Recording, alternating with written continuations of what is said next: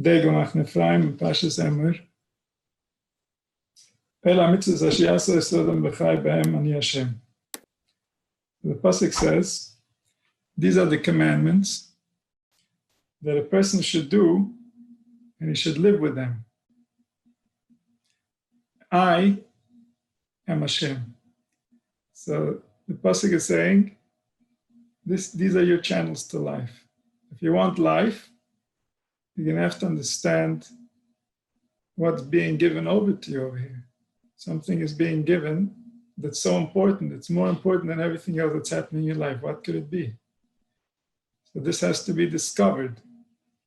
And then you can live with these mitzvahs.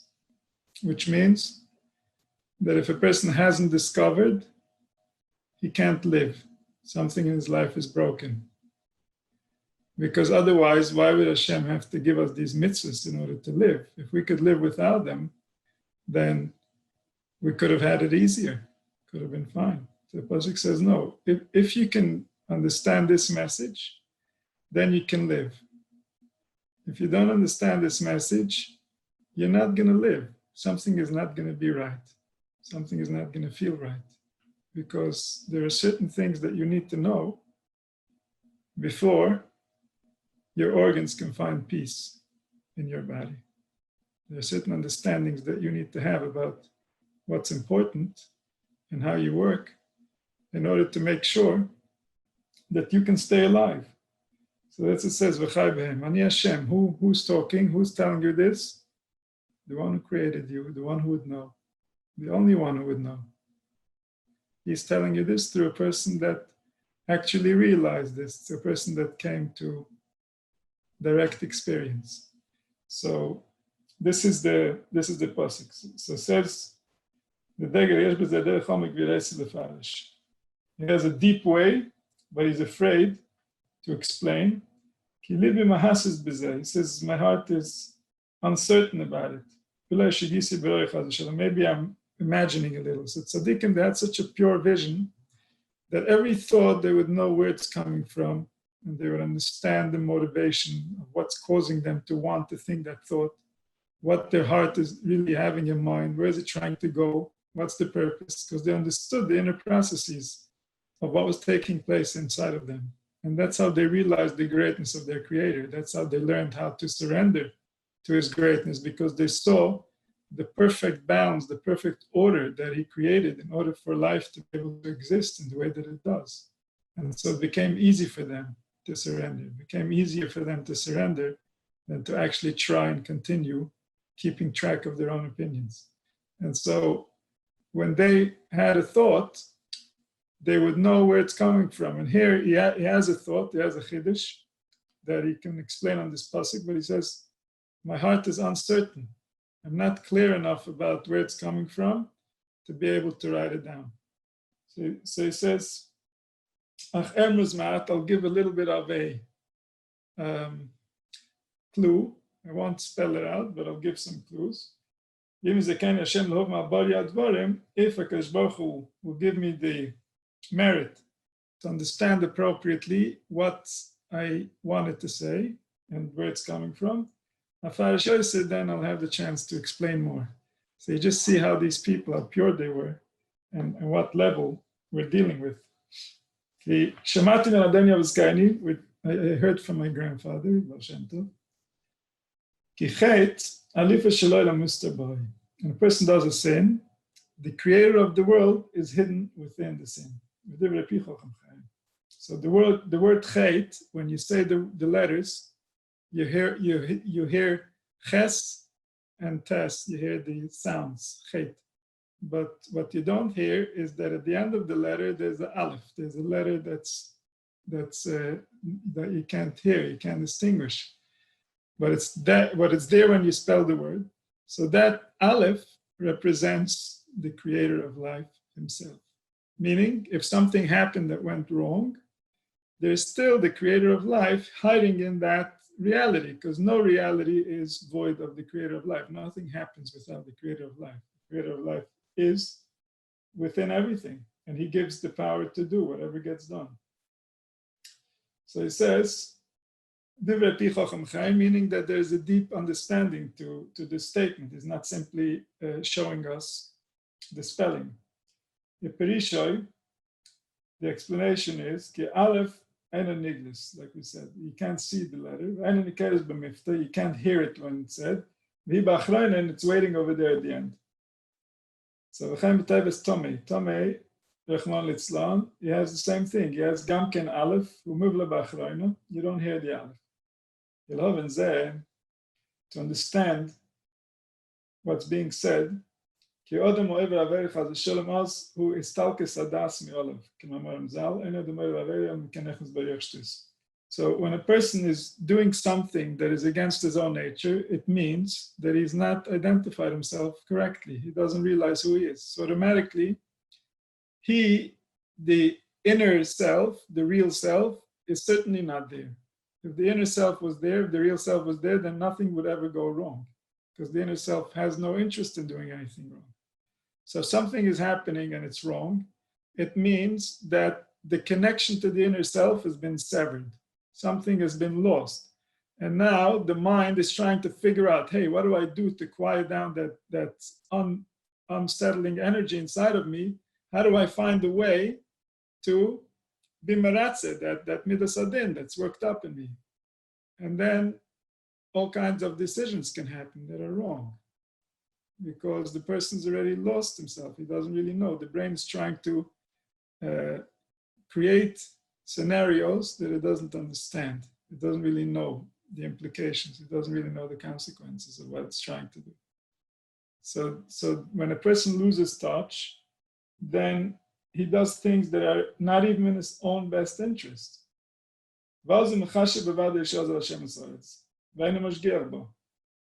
definitely thinks that nobody created this world and nobody cares. If he thought somebody cares, then he would feel that closeness, he would feel that compassion, and he wouldn't try to act out against the world. He wouldn't try to hurt the world. So it's only because a person forgets. He doesn't think that somebody is compassionate about the world. He doesn't think that somebody created the world and cares about the world, because now his feelings are hurt. Now he doesn't feel right. So now he's acting out against the world. Now he feels that the world is his enemy. It's because he's forgotten that somebody's created the world. He can't in that same time believe that somebody created. If he would really know and believe that everything gets done in accordance with an intelligence that design things and how they're going to get done, that he sees everything and knows everything that he's doing, and he knows everything that he needs, and he knows everything that's being provided and that's not being provided. So if somebody really believed that, it's not possible for him to do anything wrong. So how does he get to do something wrong? Because he doesn't believe that in that moment. His mood has gotten him into a state where he's upset. He doesn't care right now. So in this moment, he doesn't really believe it. He doesn't feel that it's real. And obviously, that can be the truth, because things don't happen randomly. Just like physically and biologically, things don't happen randomly. The same way in the bigger scheme of things, everything has and is the result of something else. People have made the math very confusing. Life has become very confusing indeed. But to nature itself, nothing is too confusing. Nature keeps the math of everything. Within the bodies, within the minds, within the spirits, everything gets kept in its perfect spot. And everything is going to be resolved in accordance with its nature, in accordance with the pre-designed processes for how these things work. So when a person understands that, how can he act out against it? Doesn't he realize that if he acts out against it, he's causing himself additional suffering, he's making life even more complicated? So it's only when a person doesn't realize, he suddenly thinks that it's all random, it just happened, and then here I am. I don't even know how I got here, I don't know where I'm going, but right now I'm not comfortable. And so then he goes against life. Now he wants to do damage to life. So then he lives in an imagined world. He lives in an imagined projection. In that projection, everything bad can happen. That's the truth. In that projection, he has no protection. He doesn't know who he is. He doesn't know how protected he is. He doesn't understand how many things were created just to protect him. So when he goes into that imagined space, there he loses all his protection. So, because spiritually he doesn't feel that way anymore. And his belief makes it so. It opens him up to different things. It cannot be, there is no place, there is no scenario, there's no possibility that a person should be even a centimeter removed from the designer and the creator of the world. The designer and the creator of the world doesn't remove himself from his work ever. So it's something that we can imagine, but it's something that can never be real. We can never be distant. So when we act out, we're acting out right in front of his face. With him together, we're acting out. That's why the Aleph is at the end of the Chet. We're mamish taking him and we're saying, now I'm going to dress you up as an enemy of humanity. That's what we're saying to God when we get angry. And then the people who see it, they actually get that experience, that they experience God in an angry fashion. What does it mean, God? They experience a wave of energy that takes over their body, that makes them feel a certain way about life and about themselves and about people. And that becomes their reality. So yeah, that's God. That's as God as you'll see.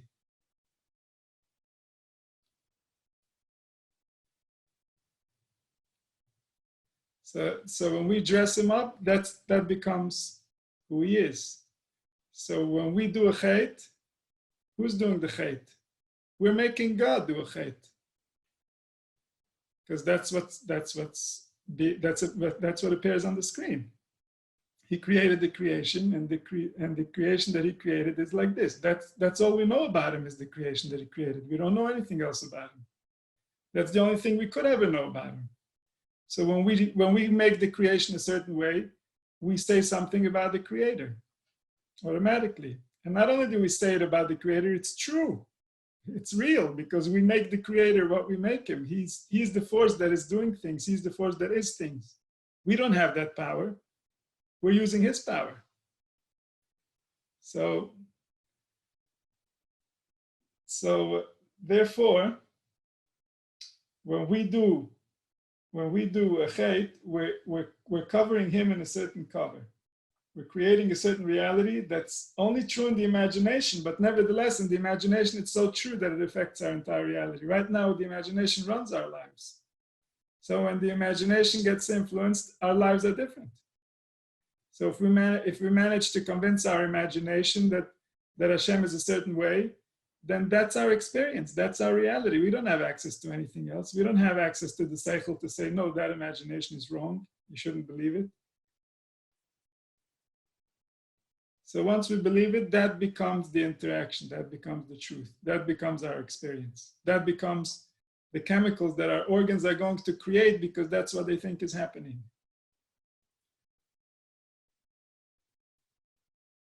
So that's the world, that creates the world. So it says, it can't be that HaKadosh Baruch Hu is not there. If it could be even an imagined case where HaKadosh Baruch Hu would somehow separate himself from a creature, he wouldn't live for an instant. It's not possible to live. Because all we're saying when we're saying that you're a creature is that you're in charge of a certain channel of the divine to interpret that channel, to say what it means. That's all we're saying. That's all you ever were. Everything you thought you were other than that, you never were. You were just imagining. So you have the ability to interpret what he is. But when you interpret what he is, it's him being it. For everybody else, you're him. To everybody else, you're not you. To everybody else, you're God. Because what you do sticks. It goes. It's a force of nature. Just like a tree works for God, just like an animal works for God, just like the entire globe works for God, the human works for God. So as far as we, the recipients of whatever you're doing, to us, you're God.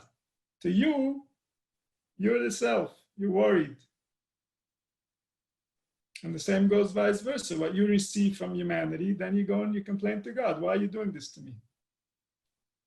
So we're creating that image of him. But are we creating that image consciously? Or is it just happening as a result of our attention being elsewhere, busy with other things inside of our projections?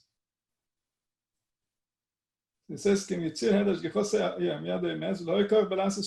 not possible to do a thing without the one that created life doing it. He's the only one that could ever do. You can just tell him what you want and he'll do it, but you can't do anything other than that. You are the force that interprets life so that life can become, and it becomes whatever it becomes. You don't even have control over what it becomes. You have control over how you interpret it, and then it becomes whatever it becomes. So it says, obviously HaKadosh Baruch Hu is there also. Within that person, he is then very hidden, because that person is not aware. That person doesn't know what he's interacting with. So HaKadosh Baruch Hu is hidden within him. That's why the Aleph is in the word Ched, because it shows you that the original light that creates life is within everything. He dresses within everything. Without him, nothing can be done. So when we do something with life, we're creating a reality we're creating a face for the ultimate reality. The ultimate reality looks like us, because that's how we dressed him up. And then we believe that. We believe that naturally. Because naturally, originally, man was created to believe everything. And we can still see this in children. Children believe everything until they get hurt a few times, or the adults start teaching them not to believe, because they have to be careful, and they do. And in this time, we have to be very careful what we believe. Naturally, children believe everything, and so do adults. Naturally, we would believe everything. That's the healthy way. As long as the person wasn't speaking one with the heart and one with the mouth, as long as the person wasn't trying to fool or manipulate other people, then our nature is to believe, because that's the right thing. Then we can have the right experience. Then we can stay coordinated with each other. But then people started behaving like a snake, who has a forked tongue, who speaks two different languages, one language within and one language without. And then we can't believe anymore. It's dangerous to believe. We have to be very careful what we believe. So the original nature is to believe everything, and that's a place where we can come back to within ourselves. If we can become comfortable enough with ourselves, if we can, within our own imagination, within our own space, believe everything, then we make our life so much easier. Then we can avoid spending time trying to overcome our defenses, because we shouldn't need to defend ourselves from ourselves. We should be comfortable with ourselves. We should feel like whatever we are, we're not going to judge, we're just going to try to work with it. But unfortunately, most of our spirits don't feel that way about us. And so they don't really tell us what's going on. So within ourselves, we should be able to feel that comfort, to be able to believe everything, to be able to go anywhere, to convince ourselves of whatever, because it's our ability to imagine.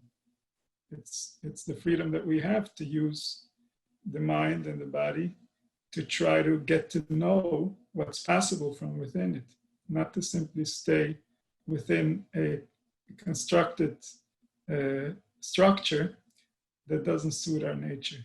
So we have to allow ourselves to go back to our original nature, to understand life from the core. And really that place is a place where we've all been before we started speaking.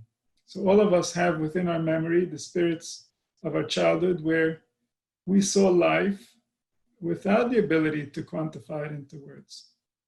And that space is still available within us. That space is just the reality of who we are beneath all the complexity that was added with speech and the different ways that we had to protect ourselves using speech in order to have the right experience, in order not to be violated. So when we go into ourselves, there's a place that is beyond words, that is just us, the way that we were before words, before our minds were tampered with.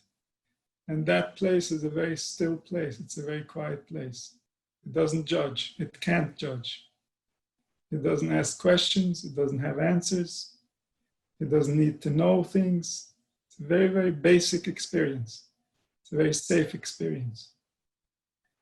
And from there, we can create the right words to understand ourselves from safety, from within. So that place goes with us wherever we go. Whatever we're dressing it up as, that place is still hiding beneath that. That place is still within, waiting to be discovered. Because it's the place that cannot be contaminated. It doesn't care about any of these things. It doesn't even understand them. It doesn't know what you want from it. It's very, very simple. It's very, very connected to life, to the ultimate goal. I'm here, I'm alive, and that's all that matters. Like, why are you even trying to argue about anything? Like, why are you even wasting your time? I don't even know what you want. So that basic space is a very healthy space. That child is ready for anything. And then the structures start building, more and more structure, until the spirit starts losing sight of what's really happening. The structure becomes so thick that all it can see is words, all it can see is other people, all it can see is stories, but it doesn't see life anymore. It doesn't see what's right in front of it anymore. So wherever that building takes us, there's still life beneath that whole building. There's still something pure that's giving all this power to be. There's still the intelligence that's trying to think that caused itself to get entangled in all these different stories. And that place beneath, that's the Aleph Hashalem, that's the Aleph. That's the spirit that can be all spirits. It happens to be that in this person, it got very entangled and it doesn't look so pretty. But we all know that the spirit that can create all spirits is very pretty. So even if now she doesn't look pretty because she got into a jam, that doesn't say anything about her true nature. It just tells us that she's in a jam, that's all.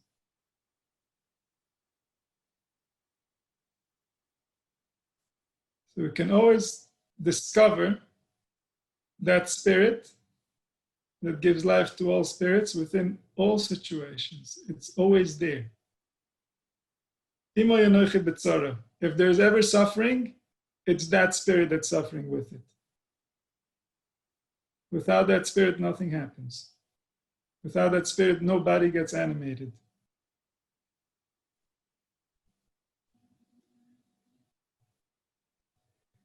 So find that Aleph wherever you are and return to it.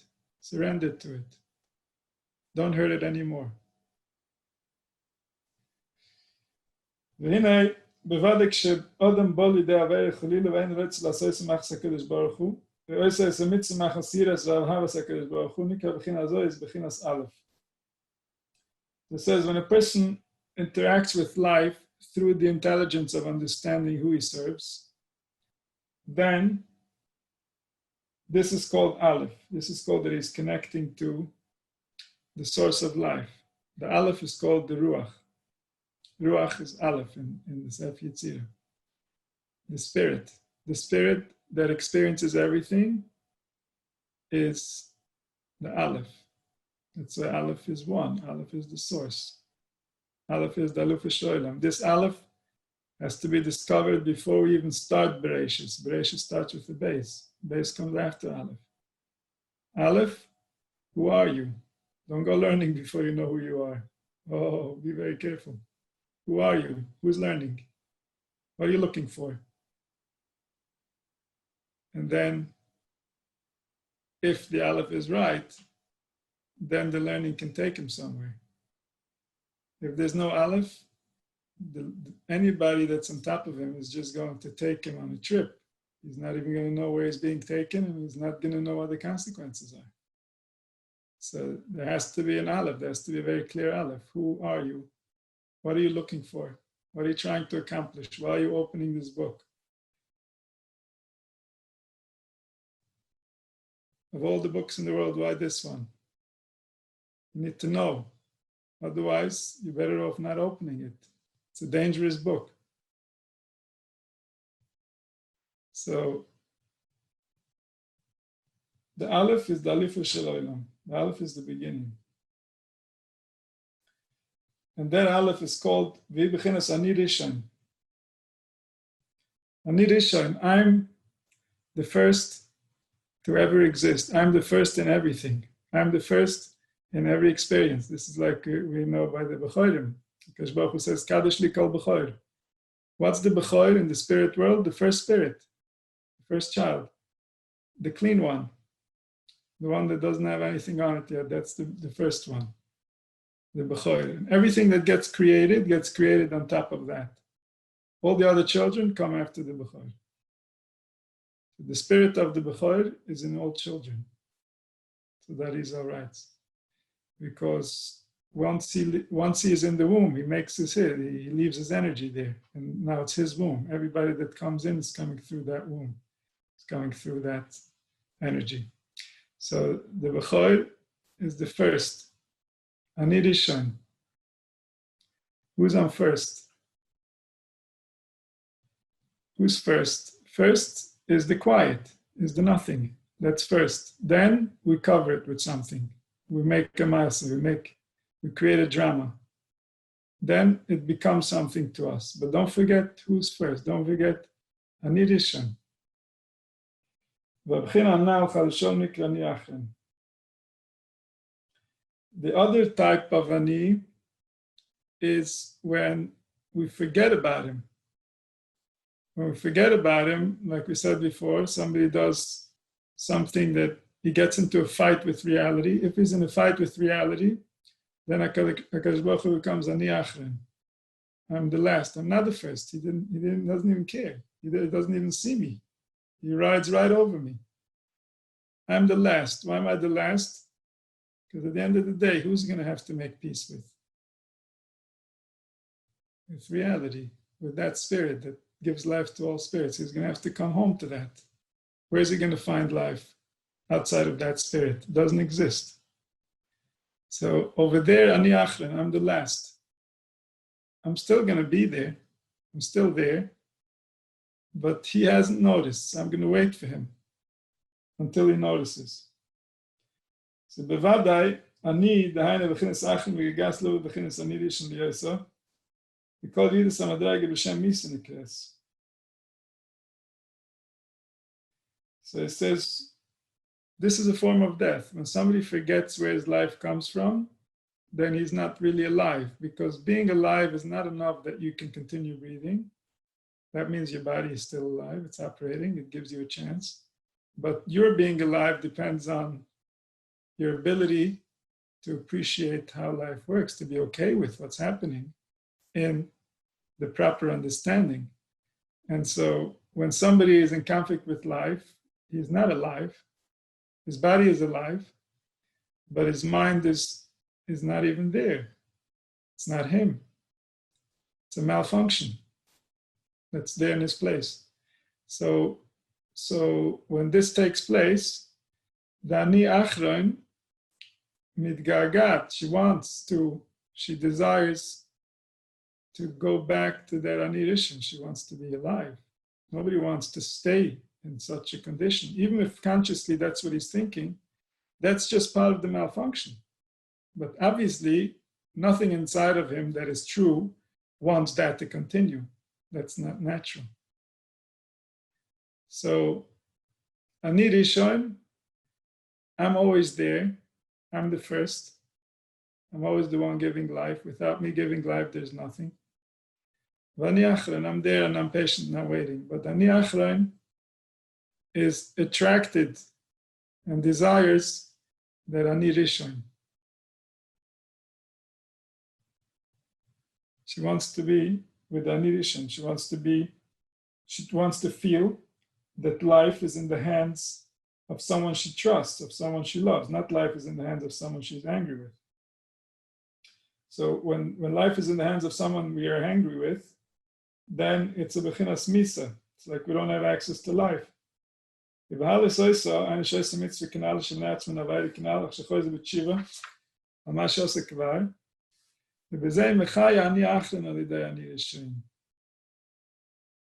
he says, when a person can realize from within that situation of ani achre, where he's forcing life, he's trying to force life, and then he comes back to being ani rishon, that he sees that, lo, life is in charge, I'm not in charge. I have to go with life. I can't force life to be anything. So then he brings the life force, he brings the divinity into the ani achren also. He gives life to the dead. He's mechayed amazing, because that spirit didn't know that somebody is in charge of life. That spirit that's forgotten, and that spirit was causing damage to the human system because it had forgotten. It was scared. It was disconnected. It was angry. So when we bring that spirit home, we're bringing in divinity into the darkest places. We bring in the divinity into the difficult spirits, the ones that have lost their way, that have been lost within humanity for hundreds or thousands of years. Some of our habits have been within us for thousands of years, literally. And so when we show to any of these spirits the way home, we introduce it to the Ani Rishon, we introduce it to the one who created life, the kind one, the one that's trustworthy, the one that's kind, then it can find peace within us. And then we've created more redemption within the world. Then we brought the world closer to redemption. So it says, B'zei mechai ani achrin avida ani rishon. The ani rishon can give life to the ani achrin. V'oz nases pashtes or lekusa ma'ila lesata. Then comes down the life of the light of the divinity comes forward from above to below. So that even the darkest of the forces can recognize that there's a creator. Because when all dark forces will realize that there's a creator, then there will be no longer any dark forces within humanity. All the dark forces that exist within humanity are only because, due to their suffering, due to their difficulties, they came to a conclusion, at least in some part of their spirit, that nobody created this, or at least if somebody created it, I don't really want to know him because he's not that kind.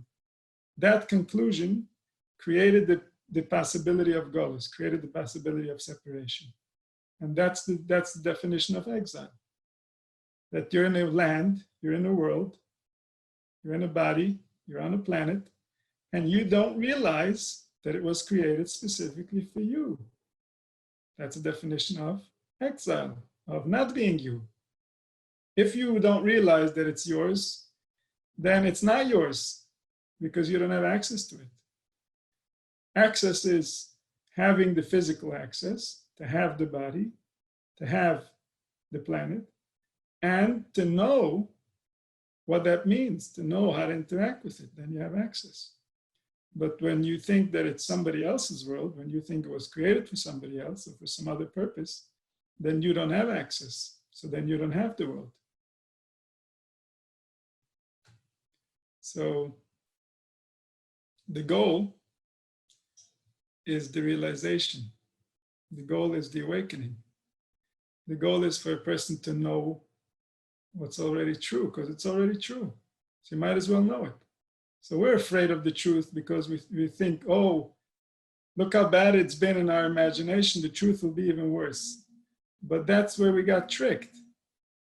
That's how we got to be in such a bad reality in the first place, is because we believed that the truth is bad and we've been running from it. But the opposite is the truth. The truth is good and kind. Lies are bad, deception is bad, wrong beliefs are bad,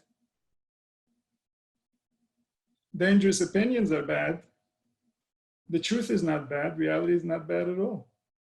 There's nobody kinder than our Creator. That's everything in Judaism says that. Ki lo olam chasdes, kindness goes for eternity. Where can you find more kindness than kindness that goes to eternity? Do you know anybody who has more kindness than that? And we experience that kindness. It's not just the kindness that's promised. You say, well, it says so in the books. How do I know it's true? You know it's true because you still breathe. That's how you know it's true. And you have been breathing for as long as you have been breathing. Where did you pay? What did you do for that? Ki lo olam chasdai, because his kindness is eternal. It's solid. It's trustworthy. It's there. It's always there, waiting, ready. Again and again and again and again and again and again. If there was a human being giving it to me, I'd be afraid to point it out. That alone might affect his behavior. But with the Creator, you have no issue about that either. He won't get flustered.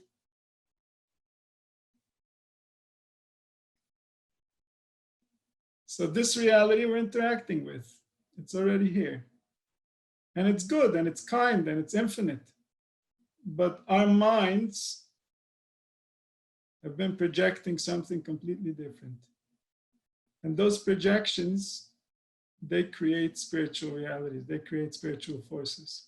They create realities that we eventually experience on the ground and in our bodies.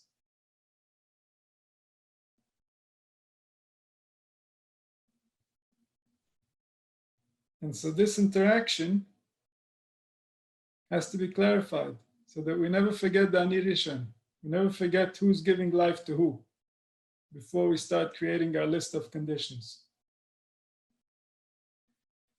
So it says, then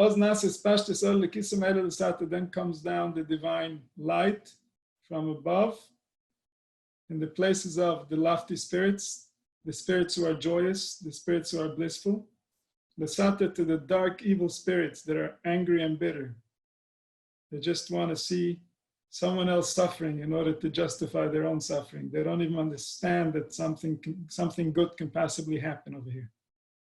So we bring light to those spirits, to those forgotten, dark, turned off spirits. Them we need to wake up, because everybody needs to go to the light. Everybody. Nobody can stay behind. There won't be a single soul that will stay in the darkness. And so we have to bring light into the darkness, meaning that when we get dark, we have enough intelligence to bring ourselves back to the light, or we know where to go or how to do in order to bring light into ourselves, in order to convince even that spirit that yes, life is good, the Creator is good, He wants what's good for us, He's looking out for us, He doesn't judge us, He understands, He knows how difficult it is. And to be able to connect back with reality so that we can live it, so that we can give it our all, so that we can really make it better, so the future doesn't have to work so hard to convince themselves that He is good. And then, then we unite the one who is Achlan, the one who is the last, who we pushed him off to the last because we were busy with other things. And then we brought him back to being the first. And there's no force other than Him anywhere. Not inside of us and not outside of us. Life hasn't left the planet. If life is still here, the Creator is still here. As long as you see life, you see the Creator. As long as you see existence, you see the Creator. So the existence is here, the Creator is here. He hasn't left. He sees with an open eye all the details that are done in the world and in all the worlds. And He's the one that gives life to all.